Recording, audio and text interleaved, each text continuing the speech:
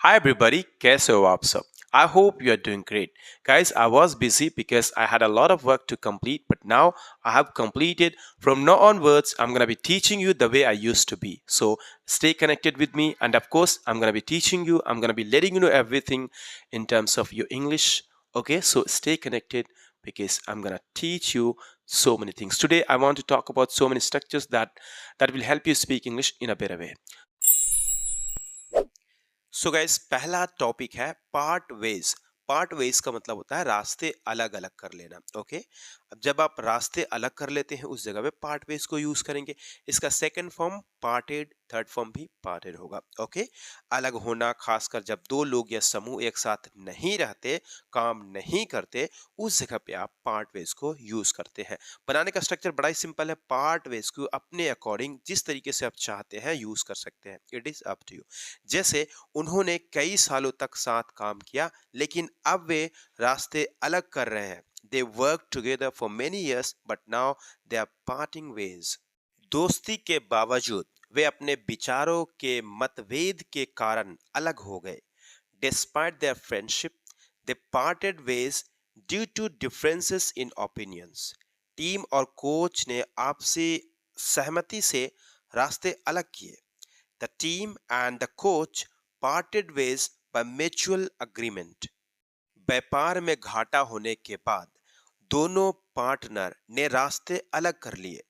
After facing losses in business, both partners parted ways. शादी के कई सालों बाद उन्होंने तलाक लिया और रास्ते अलग कर लिए। After many years of marriage, they got divorced and parted ways. अगला टॉपिक है on the other hand. On the other hand का मतलब होता है दूसरी ओर, दूसरी तरफ। अगर आप चाहते हैं तो पहला सेंटेंस में आप बोल सकते हैं ऑन दी वन हैंड, उसके बाद सेंटेंस कहते हैं, उसके बाद ऑन दी अदर हैंड। लेकिन स्पोकन इंग्लिश में केवल ऑन दी अदर हैंड मतलब दूसरी पार्ट को आप दिखाना चाहते हैं तो बोल सकते हैं। ऐसे भी लोग बोलते हैं तो आप भी बोलिए। मीनिंग बड़ा ही सिंपल है। किसी विपरीत विचार या दृष्टिकोण को प्रस्तुत करने के लिए आप हिंदी पे नहीं जाए, सिंपली आप ये सोचे दूसरी ओर, मतलब ये तो है, दूसरी ओर ये है, उस जगह पे आप ऑन दी अदर हैंड को यूज करेंगे। Okay, on the other hand उसके बाद जो भी सेंटेंस रखना चाहते हैं अपने अकॉर्डिंग, जिस टेंस में जो भी मॉडल्स में आप रखना चाहते हैं रख सकते हैं। It is up to you. तो गाइस पहला एग्जांपल है, यह फोन सस्ता है लेकिन दूसरी ओर इसकी बैटरी लाइफ अच्छी नहीं है। This phone is cheap but on the other hand its battery life is not good. Guys अगर आप मेरे स्ट्रक्चर्स का ई बुक चाहते हैं तो लिंक डिस्क्रिप्शन में है, जाकर के आप चेकआउट कर सकते हैं। आपको चारों ई बुक्स मिल जाएंगे बिल्कुल 149 में, क्योंकि अभी ऑफर में है। मतलब बहुत ही सस्ता है, आप चाहो तो ले सकते हो, नहीं तो आपको मैं पढ़ाता रहूंगा, आप यहाँ का बेनिफिट उठा सकते हैं, मतलब यूट्यूब का। अगला सेंटेंस है, पढ़ाई जरूरी है लेकिन दूसरी ओर खेल भी महत्वपूर्ण है। Studies are important but on the other hand sports are also essential. वह मेहनती है लेकिन दूसरी ओर वह कभी कभी बहुत जिद्दी हो जाता है। He is hard working but on the other hand he sometimes becomes very stubborn. Online खरीदारी सुविधाजनक है लेकिन दूसरी ओर इसमें धोखाधड़ी की खतरा भी होता है। Online shopping is convenient but on the other hand there is a risk of fraud. यह नौकरी सुरक्षित है लेकिन दूसरी ओर इसमें वेतन कम है। This job is secure but on the other hand the salary is low. Next one is for this reason. For this reason का मतलब होता है इस कारण, इसी कारण, किसी विशेष कारण को दर्शाने के लिए यूज करेंगे आप फॉर दिस रीजन को। ओके, बनाने का स्ट्रक्चर बड़ा ही सिंपल है। सब्जेक्ट वर्ब ऑब्जेक्ट, मतलब कि अपने अकॉर्डिंग जो भी सूट करेगा, सुटेबल होना चाहिए, उसके अकॉर्डिंग आप बनाएंगे। जैसे बारिश हो रही थी, मतलब ये एक पूरा पूरा सेंटेंस है। It was raining for this reason, इसी कारण, इस कारण हमने पिकनिक रद्द कर दी। We cancel the picnic. वह बीमार था, इस कारण वह स्कूल नहीं आ सका। He was sick for this reason he could not come to school. Traffic बहुत था, इस कारण मैं देर से पहुंचा। There was heavy traffic for this reason I arrived late. परीक्षा नजदीक थी, इस कारण उसने सोशल मीडिया से दूरी बना ली। The exams were near for this reason he stayed away from social media. वह अपनी नौकरी से संतुष्ट नहीं था, इस कारण उसने इस्तीफा दे दिया। He was not satisfied with his job. For this reason, he resigned. Next one is in conclusion. In conclusion का मतलब होता है निष्कर्ष में, किसी विषय या चर्चा का अंतिम सार प्रस्तुत करने के लिए। तो उस जगह पे आप शॉर्ट में कहेंगे निष्कर्ष में, in conclusion. Okay, in conclusion, उसके बाद सेंटेंस जो भी आप कहना चाहते हैं उसे आप बताते हैं। जैसे निष्कर्ष में यह कहा जा सकता है कि मेहनत ही सफलता की कुंजी है। In conclusion it can be said that hard work is the key to success. निष्कर्ष में यह रिपोर्ट बताती है कि हमें अपने पर्यावरण की रक्षा करनी चाहिए। In conclusion, this report states that we should protect our environment. निष्कर्ष में परीक्षा की तैयारी के लिए एक अच्छी रणनीति जरूरी है। In conclusion, a good strategy is necessary for exam preparation. Next one is provided that. Provided that का मतलब होता है बशर्ते। शर्त यह है कि, यानी कि जब हम शर्त रखते हैं किसी शर्त को दर्शाने के लिए, उस जगह पे आप प्रोवाइडेड दैट को यूज करेंगे। सब्जेक्ट वर्ब ऑब्जेक्ट, उसके बाद प्रोवाइडेड दैट, उसके बाद जो भी आप कंडीशन देना चाहते हैं उसे आप देते हैं। मतलब पहले सेंटेंस, उसके बाद प्रोवाइडेड दैट, फिर कंडीशन को आप दिखाते हैं। जैसे तुम बाहर खेल सकते हो बशर्ते तुम अपना होमवर्क पूरा कर लो। You can play outside provided that you complete your homework. मैं तुम्हारी मदद करूंगा बशर्ते तुम ईमानदारी से काम करो। I will help you provided that you work honestly. हम पिकनिक पर जा सकते हैं बशर्ते मौसम अच्छा रहे। We can go on a picnic provided that the weather is good. वह परीक्षा में पास हो जाएगा बशर्ते वह पूरी मेहनत करे। He will pass the exam provided that he studies with full effort. तुम्हें यह जॉब मिल सकती है बशर्ते तुम्हारे पास सही योग्यता हो। You can get this job provided that you have the right qualification. Next one is furthermore. Furthermore का मतलब होता है इसके अलावा। किसी अतिरिक्त जानकारी या तर्क को जोड़ने के लिए उस जगह पे आप फर्दरमोर को यूज करेंगे। जैसे यह कोर्स सस्ता है, इसके अलावा इसमें कई लाभ भी हैं। This course is affordable furthermore it has many benefits. उसने परीक्षा में अच्छा प्रदर्शन किया, इसके अलावा उसने खेलों में भी पुरस्कार जीता। He performed well in exams. Furthermore, he won awards in sports. यह किताब जानकारी पूर्ण है, इसके अलावा पढ़ने में भी दिलचस्प है। This book is informative. Furthermore, it is interesting to read. यह होटल साफ सुथरा है, इसके अलावा यहाँ का स्टाफ भी बहुत मददगार है। This hotel is clean. Furthermore, the staff is very helpful. उन्होंने हमें अच्छी सलाह दी, इसके अलावा उन्होंने हमारी हर तरह से मदद भी की। They gave us good advice. Furthermore, they helped us in every way. Next one is with this in mind. With this in mind का मतलब होता है ध्यान में रखते हुए। मतलब कोई बात को ध्यान में रखते हुए रखकर उस जगह पे with this in mind को आप यूज करेंगे। जैसे मौसम ठंडा है, इसे ध्यान में रखते हुए हमें गर्म कपड़े पहनने चाहिए। The weather is cold. With this in mind, we should wear warm clothes. उसकी आर्थिक स्थिति कमजोर था, इसे ध्यान में रखते हुए हमने उसे आर्थिक मदद दी। His situation was weak. With this in mind, we provided him financial help. Next one is खत्म हो रहा है, running out of. किसी चीज का धीरे धीरे समाप्त होना। ओके, उस जगह पे आप running out of को यूज करेंगे। जैसे हमारे पास पानी खत्म हो रहा है, हमें और खरीदना होगा, खरीदने की जरूरत है। We are running out of water. We need to buy more. मेरा फोन बैटरी खत्म हो रही है, मैं चार्जर ढूंढ रहा हूँ। My phone is running out of battery. I'm looking for a charger. हमें जल्दी करना होगा क्योंकि समय खत्म हो रहा है। We need to hurry because we are running out of time. शहर में ईंधन की कमी हो रही है।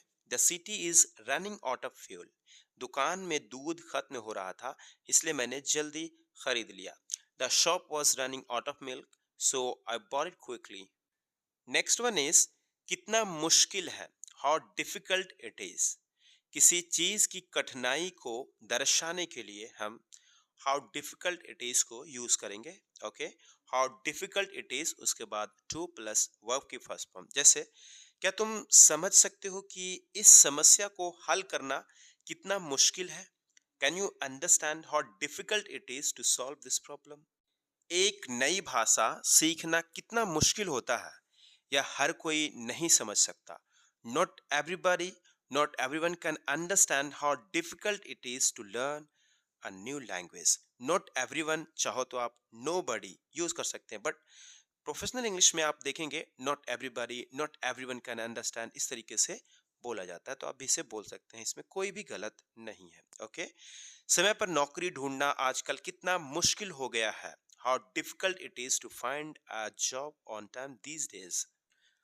अपने सपनों को पूरा करना आसान नहीं है, देखो कितना मुश्किल होता है। Fulfilling your dreams is not easy, see how difficult it is. एक माँ के लिए अपने बच्चों को अकेला छोड़ना कितना मुश्किल होता है, यह वही जानती है। How difficult it is for a mother to leave her child alone, only she knows.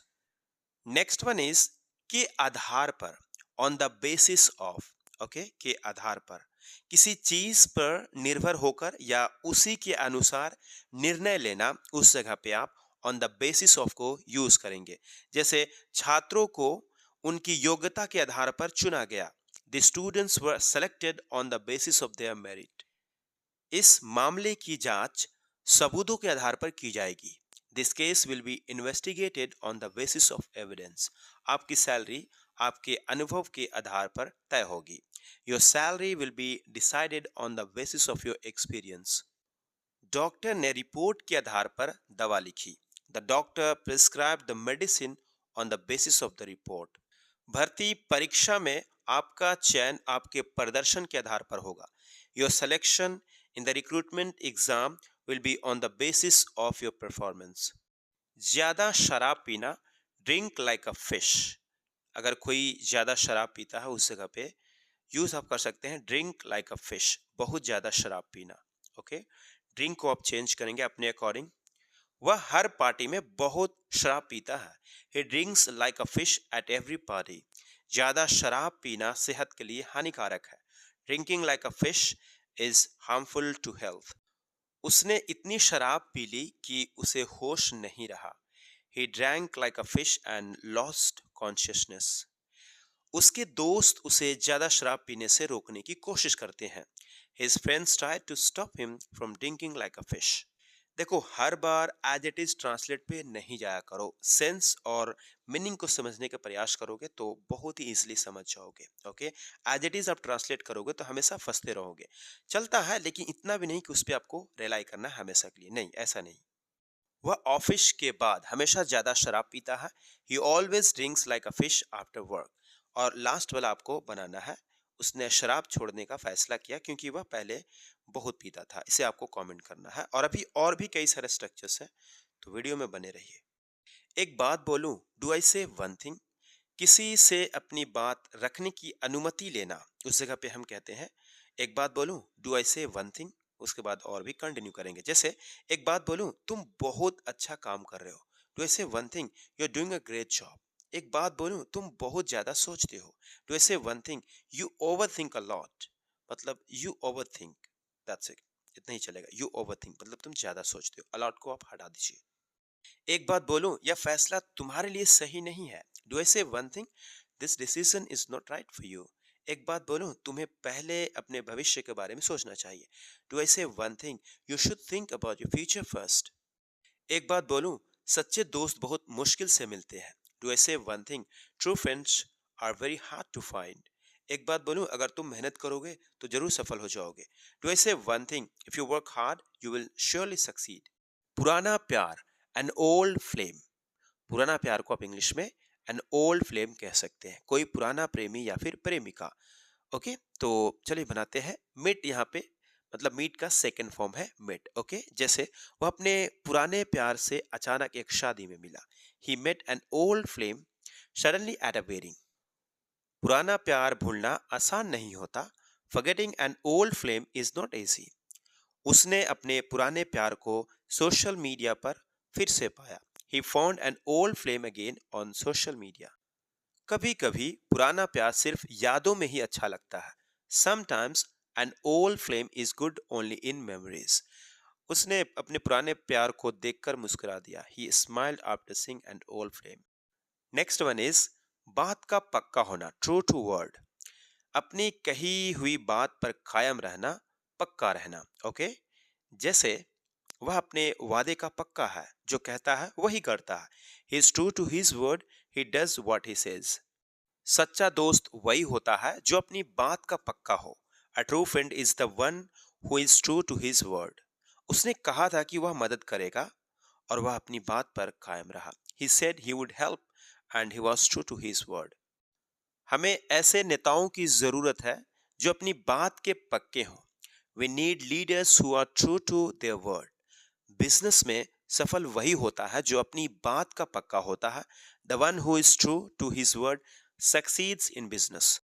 कसम से, आई स्वेयर, किसी बात को जोर देकर या सच्चाई साबित करने के लिए हम यूज करते हैं कसम से, आई स्वेयर। ओके, जैसे कसम से मैंने तुम्हारा फोन नहीं तोड़ा, I swear I didn't break your phone. कसम से मैं आज से झूठ नहीं बोलूंगा, I swear I won't lie from today. कसम से मैंने तुम्हें फोन किया था लेकिन नेटवर्क नहीं था, I swear I call you but there was no network. कसम से यह जगह बहुत खूबसूरत है, I swear this place is very beautiful. कसम से मैं तुम्हारी जरूर मदद करूंगा, कसम से मैं तुम्हारी मदद जरूर करूंगा, आई swear I will definitely help you. अति उत्तम रखना, सुंदर रखना, मास्टरपीस। हम अक्सर कहते हैं ना, वाओ ये तो मास्टरपीस है, राइट। तो इसे यूज करिए आप। किसी चीज को बहुत ही सुंदर, परिपूर्ण या उत्कृष्ट बनाना, उस जगह पे मास्टरपीस को हम यूज करेंगे एज ए मास्टरपीस। देखते हैं किस तरीके से यूज करते हैं, तो एग्जांपल्स के माध्यम से आपको समझ में आएगा। कलाकार ने इस पेंटिंग को एक मास्टरपीस की तरह बनाया। The artist created this painting as a masterpiece. यह मूवी उसकी अब तक की सबसे बेहतरीन कृति मानी जाती है। This movie is considered his best masterpiece so far. लेखक ने इस उपन्यास को एक मास्टरपीस की तरह लिखा है। The writer has written this novel as a masterpiece. की कमी चल रही है, रनिंग शॉर्ट ऑफ। किसी चीज की कमी महसूस होना या पर्याप्त मात्रा में उपलब्ध ना होना, उस जगह पे रनिंग शॉर्ट ऑफ को यूज करिए। हम पीने की पानी की कमी का सामना कर रहे हैं, मतलब कि शॉर्ट हो रही है। Okay, we are running short of drinking water. इस महीने हम बजट की कमी झेल रहे हैं। We are running short of budget this month. डॉक्टरों की कमी के कारण अस्पताल में इलाज में देरी हो रही है। Due to a shortage of doctors, treatment is getting delayed in the hospital. हम समय की कमी के कारण यह प्रोजेक्ट पूरा नहीं कर पाएंगे। We won't be able to complete this project as we are running short of time. Next one is किसी को याद दिलाना, मेक समवन रिमेंबर। किसी व्यक्ति को कोई बात, काम या घटना फिर से याद दिलाना, उस जगह पे आप मेक समवन रिमेंबर को यूज करेंगे। ओके, जैसे कृपया मुझे मेरी मीटिंग का समय याद दिला देना, please make me remember my meeting time. शिक्षक ने छात्रों को परीक्षा की तारीख याद दिलाई। The teacher made the students remember the exam date. क्या तुम उसे उसके वादे की याद दिला सकते हो? Can you make him remember his promise? Next one is ध्यान में रखते हुए, keeping in view. Keeping in view का मतलब होता है ध्यान में रखते हुए, किसी चीज को ध्यान में रखते हुए कोई निर्णय लेना या काम करना, उस जगह पे आप कीपिंग इन व्यू, उसके बाद जो भी ऑब्जेक्ट होगा उसे आप रखेंगे, उसके बाद सेंटेंस को कंटिन्यू करते हैं। जैसे मौसम की स्थिति को ध्यान में रखते हुए यात्रा को स्थगित कर दिया गया। Keeping in view the weather conditions, the trip has been postponed.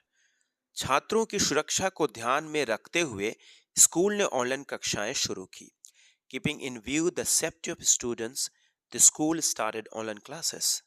बाजार की मांग को ध्यान में रखते हुए कंपनी ने नए उत्पाद लॉन्च किए, मतलब product. Okay, keeping in view the market demand, the company launched new products.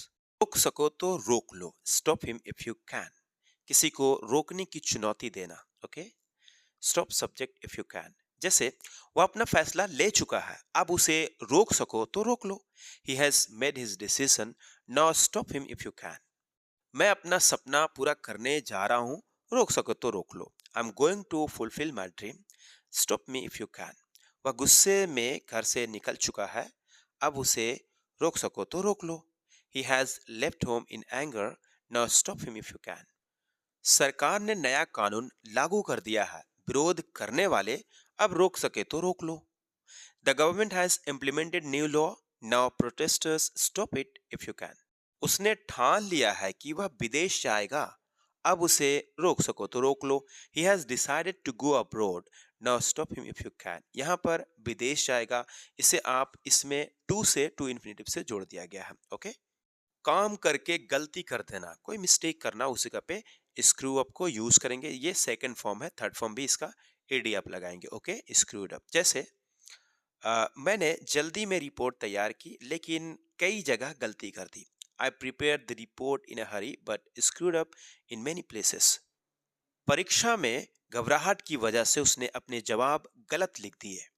Due to nervousness in the exam he screwed up his answers. नए शेफ ने रेसिपी में गलती कर दी और खाना खराब हो गया। The new chef screwed up the recipe and the food got ruined। Elongate the matter. Elongate the matter का मतलब होता है बात को बढ़ाना, किसी मुद्दे या बातचीत को अनावश्यक रूप से लंबी खींचना, लंबा खींचना, बात को बढ़ाना, उसे का पे इलोंगेट द मैटर को यूज करेंगे। जैसे छोटी छोटी बातों पर बहस मत करो और मुद्दों को मत बढ़ाओ। Don't argue over small things and don't elongate the matter. उन्होंने एक साधारण गलती को बहुत बड़ा बना दिया। दे elongated the matter over simple mistake. अगर तुम्हें कोई समस्या है तो सीधे कहो, इसे खींचो मत, मतलब बढ़ाओ मत। If you have a problem say directly, don't elongate the matter. बिगड़ते चले जाना, गेटिंग स्पॉइल्ड, धीरे धीरे खराब होते जाना, उस जगह पे गेटिंग स्पॉइल्ड को यूज करेंगे। ओके, जैसे लगातार बारिश की वजह से सड़क की हालत बिगड़ती चली जा रही है। Due to continuous rain the condition of the road is getting spoiled. बच्चों को अनुशासन ना मिले तो उनकी आदतें बिगड़ती चली जाती है। If children don't get discipline the habits keep getting spoiled. खराब खान पान की वजह से उनकी सेहत दिन ब दिन बिगड़ रही है। Due to unhealthy food his health is getting spoiled day by day. राजनीति में भ्रष्टाचार बढ़ने से देश की स्थिति बिगड़ती जा रही है। Due to increasing corruption in politics the country's situation is getting spoiled. अगर हम समय पर ध्यान ना दें तो चीजें और बिगड़ सकती है। If we don't pay attention on time things might keep getting spoiled. बिगड़ती चली जा सकती, बिगड़ती हो सकती है।